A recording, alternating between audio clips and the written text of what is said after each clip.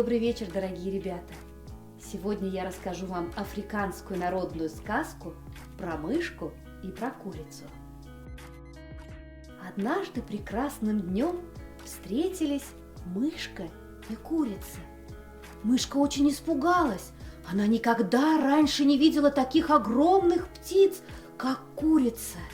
Курица, голубушка, давай поклянемся, что отныне мы будем друзьями. Добрая курица согласилась. Они обнялись, и они договорились, что будут навсегда сестрами. Пойдем вместе клевать рис. Мой хозяин рассыпал его на солнышке, чтобы подсушить. Ой, сестрица, я не могу искать пищу днем. Прошу тебя, давай дождемся наступления ночи. Тогда и пойдем. Но ведь я не ночная птица. Как же нам быть? В конце концов, так они и договорились.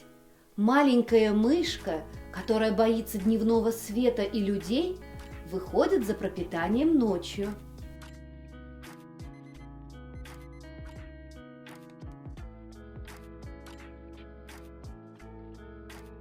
А курочка выходит за пропитанием днем, но специально раскидывает зернышки, чтобы мышка потом смогла их найти ночью. Вот почему курочка, когда клюет зернышки, всегда ворошит землю лапками. Это она подготавливает зернышки для того, чтобы мышке ночью было их удобнее найти.